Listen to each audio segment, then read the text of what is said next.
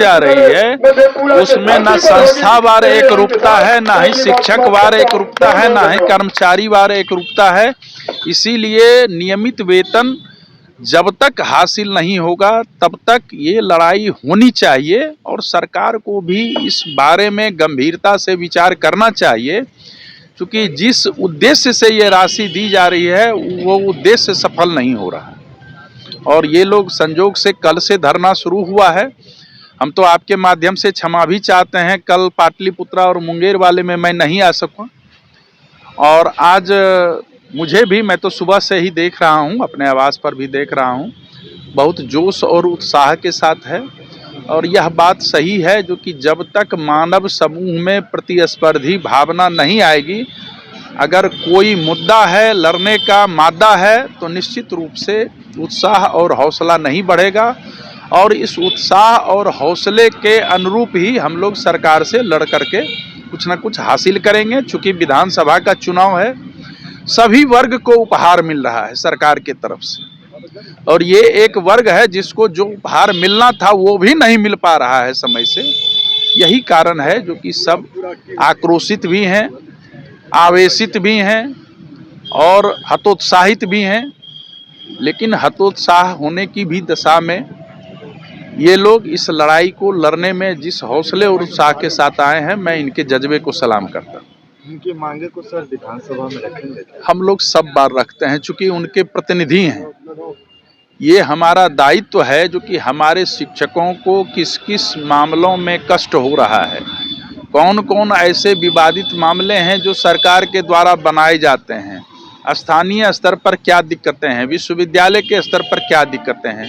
सारे शिक्षकों से हम लोग जुड़े हुए हैं और उनकी सारी समस्याओं पर हम लोग येन केन प्रकार सत्र जब भी चलता है, छोटा हो बड़ा हो, बजट हो मानसून हो, सभी सत्रों में इनकी आवाज़ें विधान परिषद में गूंजती है। और आपको मैं बता दूं, विधान परिषद उच्च सदन है, इनको शिक्षकों के लड़ाई के चलते, संघर्ष के चलते इसको शिक्षा सदन भी कहा जाता है, क्योंकि सबसे अधिक आवाज़ शिक्षा और शिक्षकों पर ही वहाँ उठती है।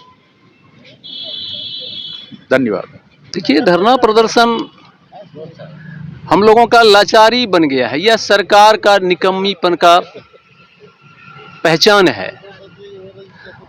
आपके माध्यम से हम कहना चाहेंगे माननीय मुख्यमंत्री महोदय को कि देश में कहीं व्यवस्था ऐसी है जैसी व्यवस्था माननीय मुख्यमंत्री महोदय ने कर दिया है। यह धरना प्रदर्शन हम लोग जो कर रहे हैं, ये बिहार राज्य संबद्ध डिग्री महाविद्यालय शिक्षक शिक्षकेतर कर्मचारी महासंघ फैक्टनेब के बैनर तले यह धरना हो रहा है। विगत 10 तारीख से 14 फरवरी तक ये धरना कार्यक्रम चलेगा। आज तीसरा रोज है, 2 रोज और चलेगा। इससे पहले हम लोगों का जो डिमांड है, सरकार नियमित मासिक वेतन दें। इस परिप्रेक्ष्य में हम लोगों का पूरे बिहार में हर एक विश्वविद्यालय में 5 तारीख को धरना प्रदर्शन सफल रहा। आज पुनः पाटलिपुत्रा की धरती पर हम लोगों का यह धरना प्रदर्शन है। हम लोग अपने मांग के लिए, नियमित मासिक वेतन के लिए सरकार के समक्ष धरना प्रदर्शन कर रहे हैं।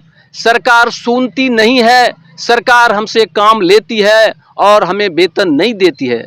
सरकार ने जो एक गलत डिसीजन लिया था 2008 में, परीक्षाफल आधारित अनुदान देने की व्यवस्था, यह व्यवस्था पूरे संसार में कहीं नहीं है।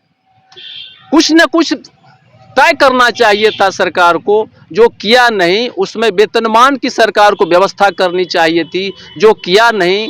सरासर यह गलत कर रहा है हम लोगों के साथ।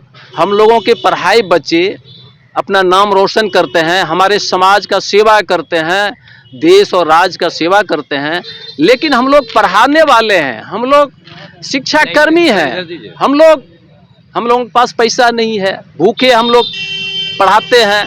ऐसी कहीं व्यवस्था है? शायद आप भी नहीं देखे होंगे, आप तो मीडिया के बंधु हैं, आपको भी नहीं जानकारी मिली होगी। एक साधारण सा मजदूर भी जब काम करता है तो शाम में उसे मजदूरी दी जाती है, लेकिन हम लोग 35-40 वर्षों से बिना वेतन का काम कर रहे हैं। इसी उद्देश्य से हम लोग सरकार को आगाह करना चाहते हैं कि भैया हम लोगों की बात को सुनो, हमें वेतन दो, मासिक वेतन दो, ये अनुदान की व्यवस्था खत्म करो।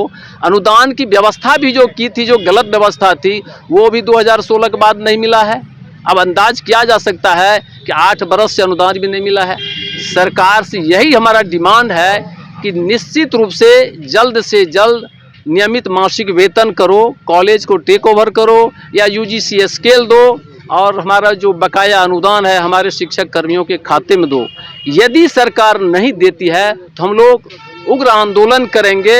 इतना कि नहीं, बजट सत्र तक सरकार को हम लोगों ने राय मशविरा कर लिया है कि बजट सत्र तक सरकार को समय देंगे।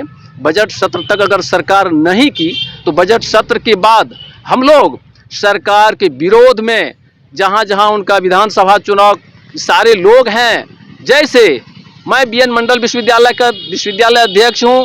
बीएन मंडल विश्वविद्यालय में 3 जिला है, मधेपुरा, सहरसा, सुपौल, 13 विधानसभा क्षेत्र है। 13 विधानसभा क्षेत्र में हम लोग सरकार के विरोध में आवाज उठाएंगे, जन जागरण करेंगे, जनमानस को बताएंगे कि सरकार किस तरह से हमें ठगते आ रही है इतना दिनों से। इतना कि नहीं, हमारा पूर्णिया यूनिवर्सिटी है, पूरा सीमांचल में हम लोग इस व्यवस्था को आगे बढ़ाएंगे और धीरे धीरे यह व्यवस्था पूरे बिहार में चलेगी और एक रथ निकाला जाएगा और इस रथ के माध्यम से सरकार के विरोध में हम लोग आवाज उठाएंगे। और सरकार को जिस तरह से 2005 से अभी तक सरकार को हम लोग मदद करते आए हैं, इस बार पता चल जाएगा सरकार को आने वाले विधानसभा चुनाव में कि वित्त रहित कर्मियों को ठगने का क्या परिणाम होता है। इस बार निश्चित रूप से हम लोग बजट सत्र के बाद इस पर हम लोग काम करेंगे, लेकिन बजट सत्र तक हम लोग आशान्वित हैं, हम लोग आशावादी हैं और इसी तरह हम लोग आशा में रहते हुए काम करते आ रहे हैं। आशावादी हैं हम लोग, बजट सत्र तक हम लोग इंतजार कर रहे हैं। हम लोगों एक तरफ नीतीश कुमार कहते हैं कि नौकरी मतलब नीतीश कुमार, रोजगार मतलब नीतीश कुमार। क्या ये नौकरी मतलब नीतीश कुमार है या वाकई में लोगों को गुमराह कर रहे हैं? ये तो सरासर गुमराह किया जा रहा है। किसकी बात करें आप? हमारे साथी जो हैं, हाई स्कूल, वित्त रहित हाई स्कूल है, वित्त रहित इंटर कॉलेज है, सारे लोगों को तो बर्बाद कर दिया है। कहाँ नौकरी दी जा रही है? आप किसका बात करें? नियोजित टीचर की बात करें, क्या वेतनमान मिला? बिहार में क्या हुआ? डोमिसाइल पॉलिसी ला करके बर्बाद कर दिया बिहार के बच्चे को। बिहार के बच्चे को नौकरी मिलना चाहिए, दूसरे स्टेट से आकर के लोग यहाँ पर नौकरी कर रहे हैं। डोमिसाइल पॉलिसी को क्यों खत्म कर दिया? ये तो नीतीश कुमार की बहुत ही सरासर गलत है। हम भूखे हैं, बाहर के लोग आकर के यहाँ नौकरी कर रहे हैं, टीचर बन रहे हैं। ये क्यों भाई? जो भी टीचर बनना है बिहार के लोगों को बनना चाहिए था। हर विभाग में ये गलत पॉलिसी है माननीय मुख्यमंत्री महोदय का। झूठ बोल करके, हाँ, ये भ्रष्टाचार तो हर जगह है।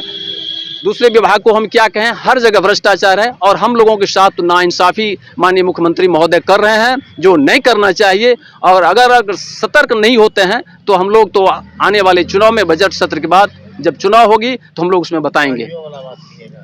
मेरा नाम प्रोफेसर अरविंद कुमार यादव, मैं बीएन मंडल विश्वविद्यालय अध्यक्ष, फेक न्यूज।